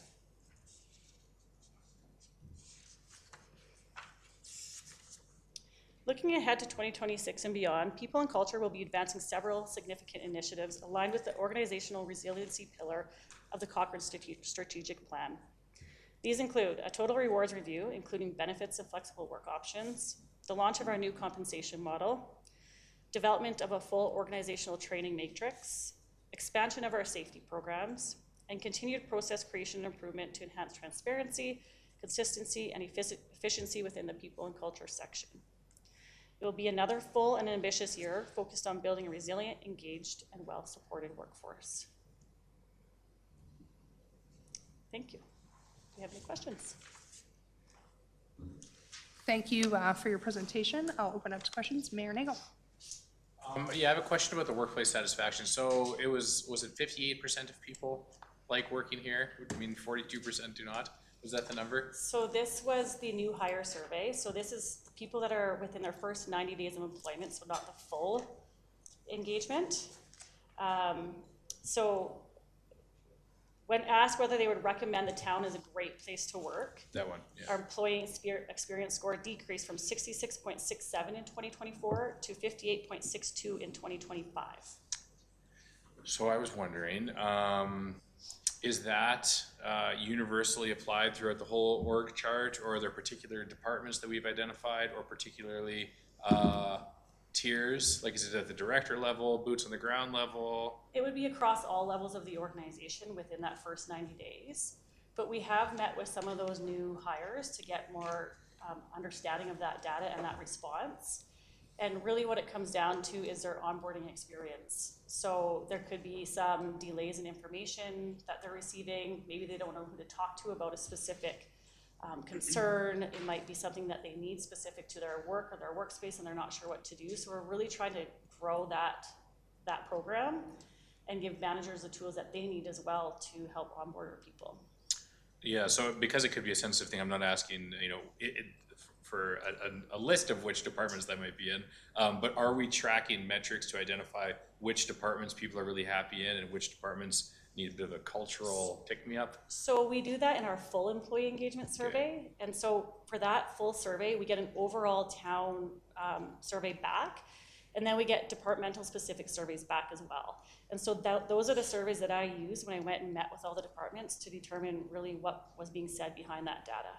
Okay. Yeah, so certainly we can see some departments much lower than others, and they are all asked very similar to questions to this new employee hire survey. Great, thank you. You're welcome. If I can, Mayor Nagel, we are very aware of the areas where there is perhaps some discontent, and we discuss it as a leadership team and what are some of the efforts, and I think Ms. Dunsmore did a good job saying where we're putting efforts in those areas and others. Particularly in this, you would see that the executive leadership team and getting out and being seen, supporting the rest of the organization, I think is something that's very important to us and particularly this group. So we are leaning into that. Great, thanks. Councillor McFadden. Yeah, thank you, Mayor Nagel. You kind of asked the question where I was intrigued to go as well, and so I appreciate the response. I did want to, I'm trying to wrap my head around the turnover. So we've identified roughly 12% of staff voluntary turnover. Yeah. And so what's the number with any layoffs or any non-voluntary? So involuntary is, I can give you that, I believe it's 3.36%. On top of the 12? Yeah. So that's 15% turnover. Okay, so, I mean, I think we all know that's a flag then, but I also appreciate in the report and our CAO's comments that, it's been identified through the exit interviews, and I do appreciate that we're being deliberate in identifying where the opportunities for improvement are. And just a quick research here, and maybe the team could, verify this number and get it back to us at another time. But I understand like municipal turnover is usually very low, like under 3% by a quick survey. So I don't know if that's accurate. That's just a quick research, but maybe you can get us that number at a future point. Yeah, so we had data from 2023, I believe it was, and that data showed 13% turnover. In Cochrane though, right? in our municipal comparables. Okay. But that's old now. I could probably reach out to the organizations to get more current data, but nothing is actually published publicly. So most of my research suggests that it is like a multi-sector turnover rates, which is private typically, and that's anywhere from 10 to 15%. But I think if we go back to that exit survey data, the reason people are leaving is personal factors so far, based on who we sent it to so far, Yep. and then compensation. And so that compensation piece is super important that we address going forward. Sure. And I think the other one I saw flagged was opportunity for advancement. But this is my translation, of course, that we're a smaller municipality. There's only so many growth opportunities in a small municipality. So I'm not too flagged about that unless there's a different interpretation to it. Yeah, it's interesting because in the new hire survey, people are coming here for advancement opportunities, yet in the exit survey, people are leaving because of advancement opportunities. So it kind of works both ways. Okay, interesting. Yeah, so I'd appreciate that. I mean, through the report, we realize that there's work to do, but that's okay because at least we know it. And that's what I really appreciate about getting this report is that instead of, you know, the rumor mill, that we actually have some stats to deal with and we can address it. So I really appreciate this and the work that went into it, and I consider it a win. I would really appreciate the next time that we get this report that we maintain an apple-to-apple comparison so that I don't lose track. And I'd like to know how we were doing in 2025, same question 26, 27, so that we can see that is very important to me. And further kudos to this.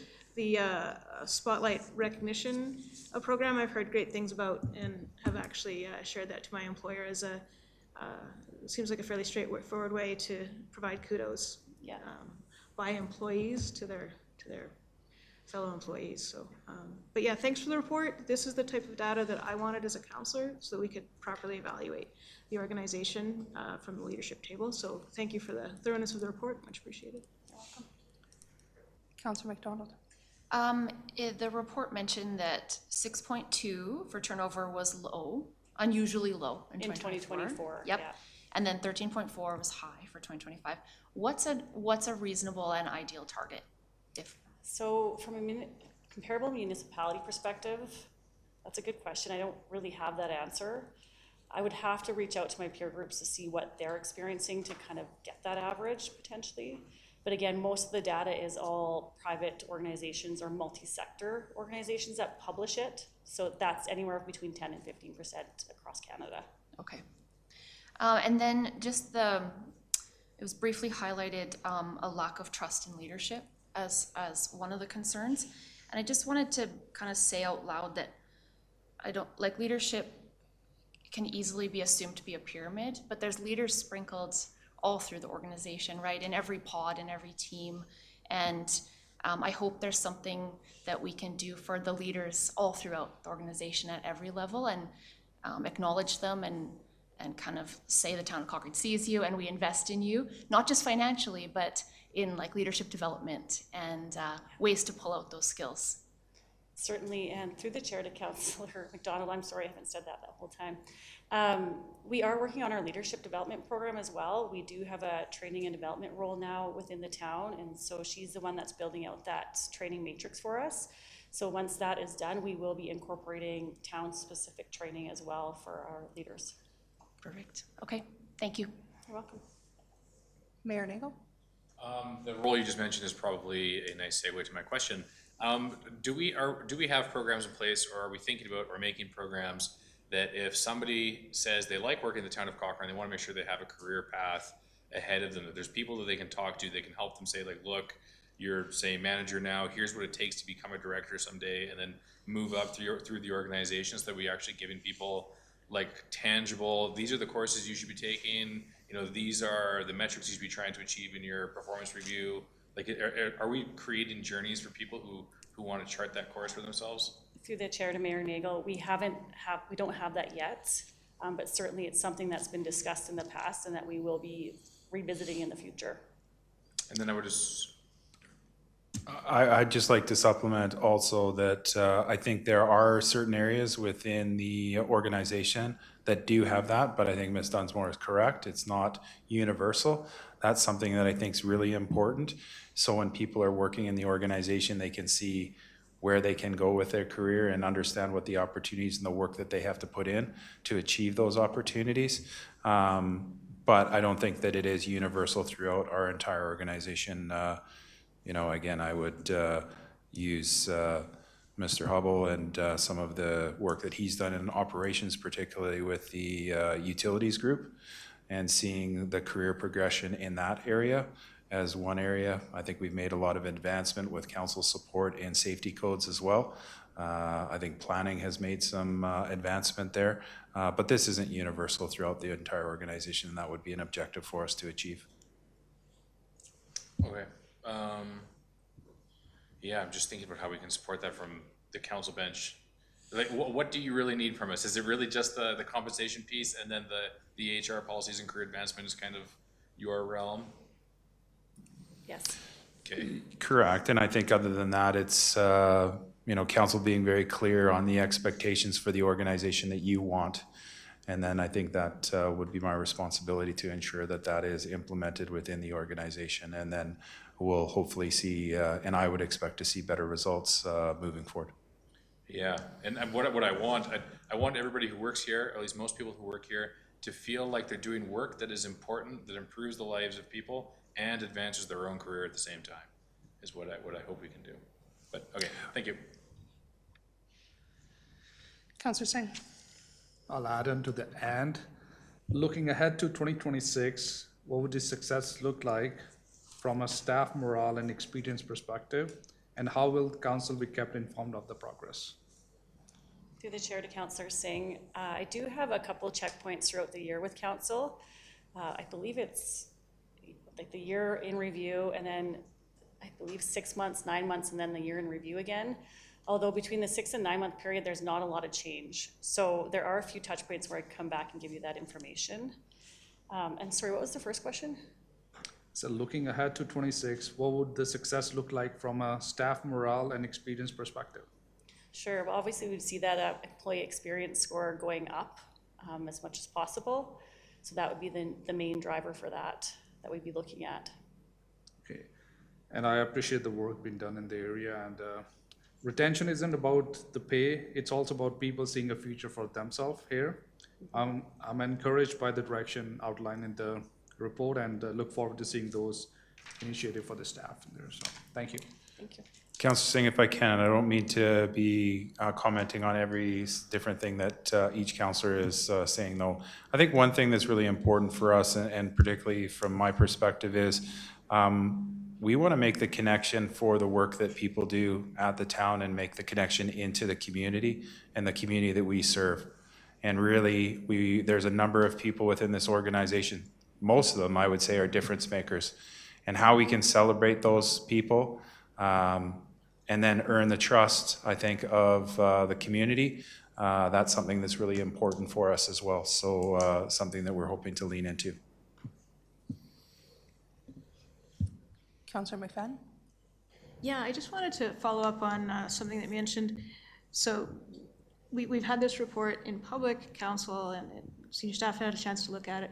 But of course, our staff are going to be paying attention to it as well. You've highlighted the different reports that are going to be coming back to the council bench.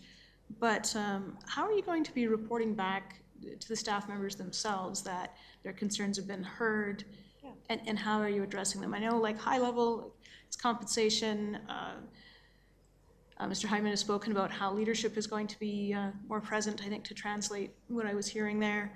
But yeah, how are you, like, some of those other things that you're hearing, how are you going to kind of be accountable back to the staff that, you know, they've shared their concerns and that's being responded to? Yes. Through the chair to Councillor McFadden, we already have that in progress as well. So what I shared here was just general themes that I heard, but what we're doing is creating a strategy to share, this is what we heard specifically from you, and this is what we're doing about it. So we're going to use our internal Cochrane Connect page to share back to them specifically on these projects that we're working on that links back to their specific feedback from those departmental meetings that I had.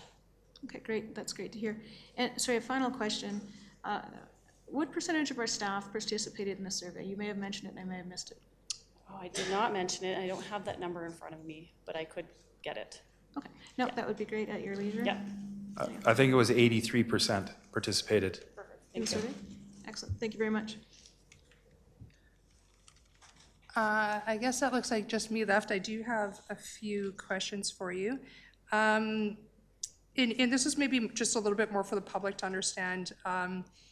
Council in 2025, I believe that we approved 14 new positions on the roster, and we have 96 new hires. So can you try to explain what the 96 new hires correlate to the 14 new positions? Because I'm sure that's going to be a question that comes from the community.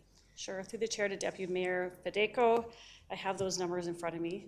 So what makes up the 96 hires include 7 hires were backfills due to internal movement, 3 casual hires, which were facility workers, 14 hired into new positions, 5 hired into new positions due to reorganizations, 14 hired into positions from resignations, 3 hired into positions from retirements, 38 hired as seasonal workers, 6 hired as temporary backfills due to leave, 3 hired as temporary or term positions, and 3 hired into termination backfills. Thank you. That definitely covers that knowledge, and that's great that you had that complete breakdown, because that's an important thing that I think we're going to be asked. My next question was, you said we had 36 voluntary turnover positions. I believe 4 of those were retirements. 32 were resignations. We did 18 surveys, or 18 exit surveys, and we had 10 results? 18 with 10 back, yeah.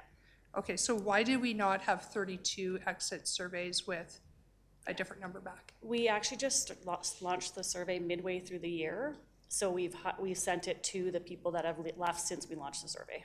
Okay, I mean, yeah, I think it'll be great to see what this looks like over another year, and hopefully that continues, that everybody leaving the organization has an opportunity to participate, because I think it's very important, so that we're not taking, these are the results, but it's not even really on almost half the people that actually left the organization. And then the other thing, from the people who are leaving, I think, I don't know if you can answer this, but when we see the amount of people who are leaving the organization, is it frontline staff, is it managers and technical staff? I think that's another important metric for council to be able to understand, or the organization, as to who might be leaving, because then it also fills in a little bit on the why. And I don't know if you can answer that right now or need to get back to us. The 57 investigations to me seemed high, just because we only have 268 staff. So when you're looking at a number of 57 investigations, I really hope that number goes down, because that's not even on the actual safety incidents. Those are on top of the 57. So I just personally find that high. I don't know if you can speak to leaves, the amount of people that have been on leave within the organization over the past year. That to me also is a little bit of a flag, depending on why people are on leave, because that also puts stress on the overall organization, because depending on if we can backfill, can we fill, there's those concerns that I have. And the other thing that I think is an important thing to discuss is how much is pressure in departments. How much does that face people wanting to leave the organization? I mean, I'll just use the planning department, for instance. You have so much on the go. You got a limited amount of staff, but how many people choose to leave because the pressures of the work are just too much? So that would be another stat I'd be interested to find out, because I think that helps council make informed decisions during the budget process for staffing. And I guess lastly, I'm curious as to when we can expect another report like this to come back. Obviously, this is an annual kind of idea, and I know we don't do the staff survey, but I really do think that, although I think we do you said the staff survey every 3 years? Yeah.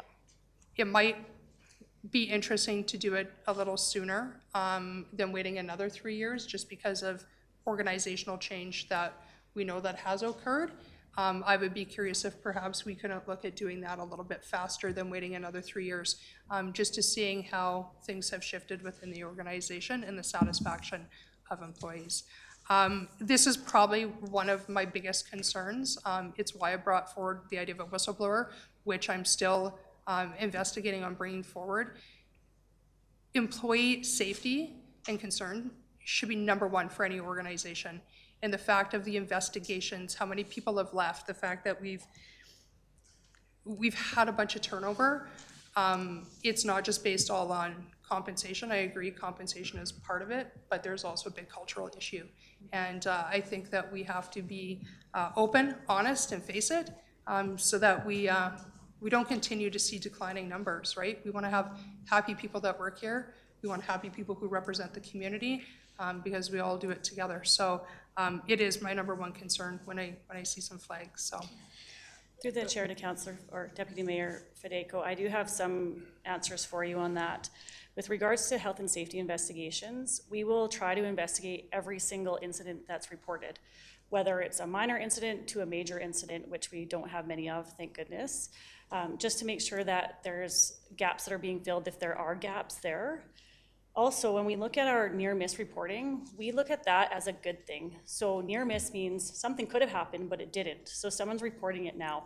So having an increase from I think it was 14 to 30 is what I said, is actually showing a very mature safety culture in the organization. And we actually would hope to have more near miss reports submitted going forward. The more the merrier from my perspective. Moving to leaves, we have approximately 14 people on leave or inactive right now.